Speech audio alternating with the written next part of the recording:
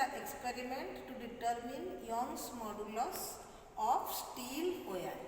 This is the specimen, this is the steel wire whose Young's modulus is to be calculated. We will calculate this Young's modulus or determine Young's modulus with the help of Schall's apparatus. So first I will describe detail of the Schall's apparatus. You can see the photograph of Schall's apparatus. It comprises of two frames. So in one frame the test specimen is connected and it is supported with the help of a torsion head from the top, and at the bottom there is a hanger or hook where we will keep a hanger. Similarly, in the other frame there is a auxiliary wire to support and balance this Schall's apparatus, and at the bottom in the hook one fixed weight of 1 kg is given to keep the auxiliary wire taut. Now this Schall's apparatus has a spirit level. You can see this is the spirit level. I am touching the spirit level of the Schall's apparatus. It is hinged on one frame and supported over the screw of the spirometer in the other frame, the frame which carries the specimen wire. So now, before starting the experiment, I will tell you what is Young's modulus and how it can be calculated. So Young's modulus is nothing but the normal stress by the normal strain. So from Hooke's law states that stress is directly proportional to the strain. So here we have to calculate the normal stress and the longitudinal strain. So what is normal stress? Normal stress is force per unit area. So force we have to apply. So with the help of this hanger we will apply load to apply force on the wire. So force per unit area. So we have to calculate the area, cross-sectional area of this wire. So to calculate the cross-sectional area of this wire, this cross-section is a circular one. So the area will be pi by 4 d square. First we have to calculate the diameter of the wire. So this diameter of the wire will be calculated with the help of a digital micrometer.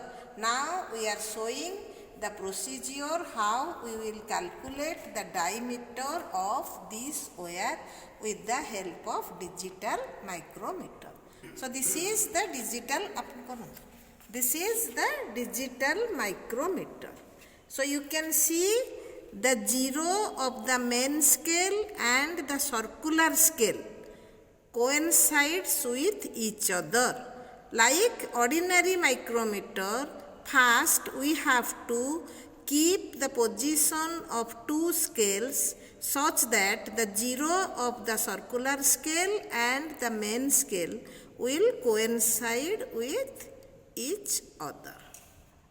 Next, we have to take the reading. So now we will open and keep the wire in the gap. So once you will listen to the sound, you have to stop the rotation. You just see, now we are rotating because we are not getting any sound.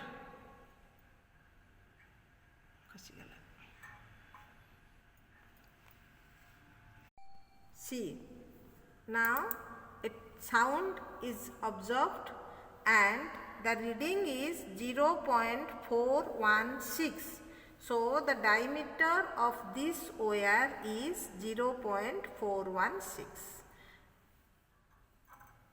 So similarly, we can take 2-3 readings of the diameter at different cross section of the wire, and we will use the mean diameter.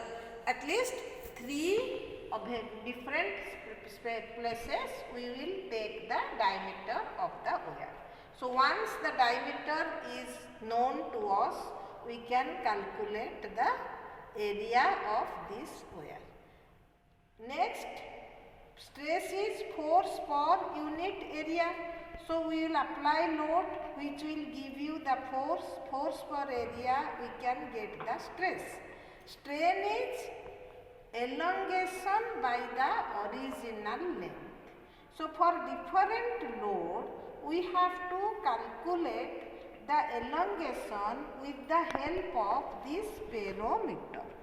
So before going to calculate the elongation, first we have to measure the original length of this wire. Original length of this wire is measured with the help of a steel tape, and it is 1 meter. So we have got length is 1 meter and diameter is 0.414. Now we will how to measure the elongation. You see, this is the spirometer. Here it is a circular scale and a linear scale. We know one complete revolution of this circular scale will give 1 millimeter height. So if this scale will rotate one full revolution, then the elongation will be 1 millimeter. So before starting, we have to see the spirit level. You can see the bubble of the spirit level is just in between the two lines. That means the system is balanced. So once I will put the load, this bubble will be disturbed. So we have to again bring the bubble into the middle of this space. So by bringing the bubble to the middle of this space, the rotation of the micrometer will be calculated, which will give, spirometer. The rotation of this spirometer will give the elongation. So then put the load. So we will put each slotted weight is of 100 gram. So we will put 500 gram.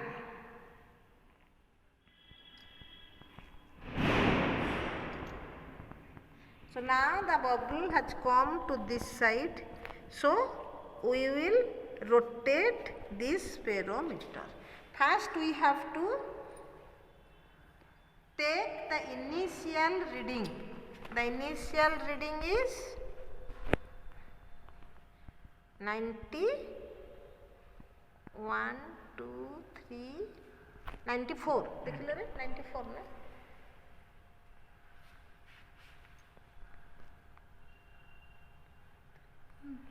94.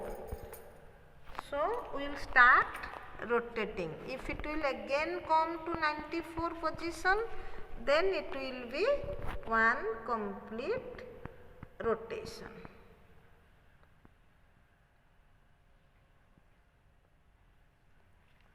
Bubble हो गया.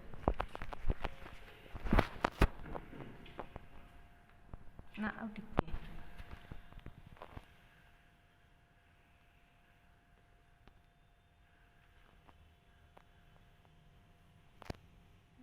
You see, in the photograph, the bubble has come to the middle. Between two lines, the bubble comes to the middle. So what is the final reading? So final reading is 31. 31 na?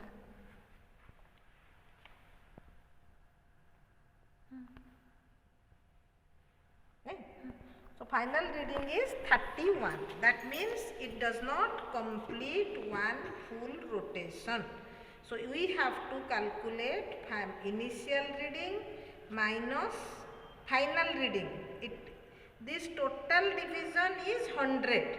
So 94 means there is 6 division to complete 100. After that 31. That means the total graduations we have completed 37. 100 minus 94 plus 31, 37. That means elongation is 37 into 0.01 millimeter. So we have got one reading of delta L, load and from diameter area. So now we can calculate force by area will give you stress, and normal elongation by original length will give you strain. So stress by strain will give the Young's modulus. So similarly we will repeat this procedure for 10 times.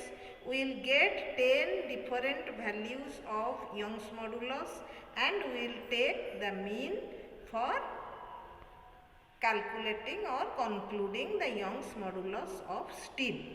And while putting on weights, we have to put the weight gradually in an order.